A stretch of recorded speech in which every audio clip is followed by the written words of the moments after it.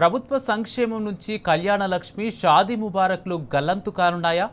ఇప్పటి వరకు అనుసరిస్తున్న మార్గదర్శకాలను మార్చే దిశలో సర్కారు యోచిస్తుందా? ఇన్నాళ్ళు ఆడపిల్ల తల్లిదండ్రులకు ఆసరాగా ఉన్న ఈ పథకం ఇకపై అబ్బాయిల జేబులో నింపనుందా? వరుడిని ఇన్కమ్ సర్టిఫికేట్ ప్రామాణికంగా ఇకపై పథకం కొనసాగనుందా? దశాబ్దం క్రితం ఎంతో దూరదృష్టితో కేసీఆర్ ప్రారంభించిన కళ్యాణ లక్ష్మి, షాదీ ముబారక్ స్కీముల మనుగడనే ప్రశ్నార్థకంలో పడనుందా? పాలకుల వ్యవహార శైలి చూస్తే ఈ ప్రశ్నలన్నిటికీ అవుననే సమాధానమే వస్తోంది.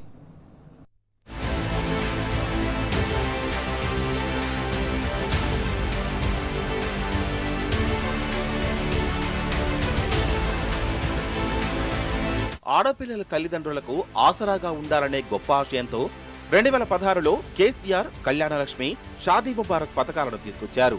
వివాహ ధృవీకరణ పత్రం, ఇతర ఆధారాలతో దరఖాస్తు చేసుకుంటే అమ్మాయికి లేదా ఆమె తల్లిదండ్రుల బ్యాంకు ఖాతాలో 1,116 రూపాయలు జమయ్యేలా మార్గదర్శకాలు నిర్దేశించారు. గడిచిన దశాబ్ద కాలంగా లక్షలాది మంది ఆడబిడ్డల తల్లిదండ్రులు ఈ పథకం ద్వారా లబ్ధి పొందారు. పెళ్లి చేసి అప్పుల బారిన పడకుండా తప్పించుకోగలిగారు. కానీ 2.5 ఏళ్ల క్రితం గద్దెనెక్కిన కాంగ్రెస్ తీరు చూస్తే కళ్యాణ లక్ష్మి, షాదీ ముబారక్ స్కీములు ఉనికిలో ఉండేనా అన్న అనుమానాలు వ్యక్తమవుతున్నాయి. ఇందుకు ప్రధానంగా 2 కారణాలు స్పష్టంగా కనిపిస్తున్నాయి.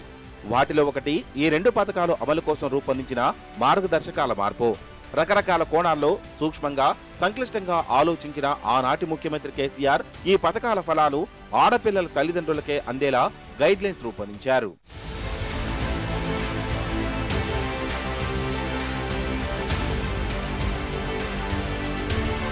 ప్రస్తుతం ఆ పరిస్థితి కొనసాగేలా లేదు. ఈ 2 పథకాల లబ్ధిదారుల ఎంపిక కోసం ఇప్పటి వరకు వర్తిస్తున్న నిబంధనలు మార్చనున్నట్లు సమాచారం. ఇకపై వరుడి ఆదాయ ధృవీకరణ పత్రం కీలకంగా మారనుంది. ఈ పథకం ద్వారా లబ్ధి పొందాలంటే పెళ్లి కొడుకు రెవెన్యూ శాఖ జారీ చేసే ఇన్కమ్ సర్టిఫికెట్ ను విధిగా పొందుపరిచేలా మార్గదర్శకాలను మారుస్తున్నట్టు తెలుస్తోంది. అలా మార్చిన పక్షంలో భవిష్యత్తులో ఈ పథక ఫలాలు ఆడపిల్లల తల్లిదండ్రులకు దక్కకుండా పోతాయి. ఆదాయ ధృవీకరణ పత్రం సమర్పించిన అబ్బాయి ఖాతాలో సొమ్ము జమవుతుంది. తద్వారా పెళ్లి చేసుకుంటున్న అమ్మాయి తల్లిదండ్రులకు బాసటగా నిలవాల్సిన స్కీమ్ లక్ష్యం దారి తప్పే ప్రమాదం ఉంది.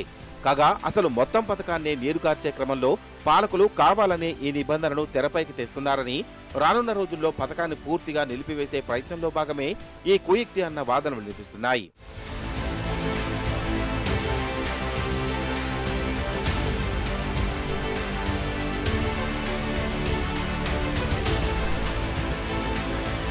కేసీఆర్ నేతృత్వంలో బీఆర్ఎస్ పాలన కొనసాగినన్ని రోజులు ఈ పథకాన్ని ప్రాధాన్యతగా తీసుకుని క్రమం తప్పకుండా నిధులు కేటాయిస్తూ వచ్చారు.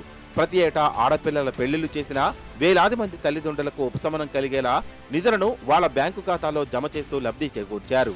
కానీ తాజా పరిణామాలు అలా కనిపించడం లేదు. కళ్యాణ లక్ష్మి, షాదీ ముబారక్ పథకాలను గడిచిన 2 సంవత్సరాలుగా బడ్జెట్లో నిధులు కేటాయిస్తున్నా వాటిని ఖర్చు చేయడంలో మాత్రం పాలకులు చిత్తశుద్ధిని ప్రదర్శించడం లేదు. అంతా తూతు మంత్రం, తుమ్మకాయ మంత్రం అన్నట్లుగా మారింది. ఎస్సీ, ఎస్టీ, మైనారిటీలకు కలిపి 2024-25, 2025-26 ఆర్థిక సంవత్సరాల కోసం ఏటా 1,410 కోట్ల చొప్పున ఈ 2 పథకాలకు కలిపి 2,820 కోట్లు కేటాయించారు. పేరుకే ఈ అలొకేషన్స్ కానీ ఖర్చును మాత్రం గణనీయంగా తగ్గించేశారు. 2024-25 ఫైనాన్షియల్ ఇయర్ కు సర్కారు పెట్టిన ఖర్చు 809 కోట్లు కాగా 2025-26 ఆర్థిక సంవత్సరంలో చేసిన ఖర్చు కేవలం 622 కోట్లు మాత్రమే. అంటే 2024-25లో కళ్యాణ లక్ష్మి, షాదీ ముబారక్ పథకాల కోసం సర్కారు వెచ్చించిన మొత్తం కొంచెం అటు ఇటుగా 57% అయితే 2025-26లో ఆ ఖర్చు కేవలం 44% మాత్రమే.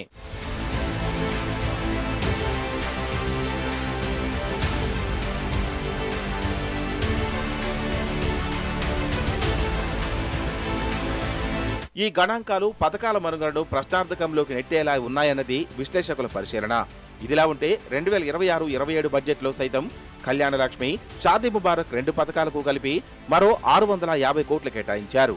తద్వారా దాదాపు 64,900 మందికి లబ్ధి చేకూరాల్సి ఉంది.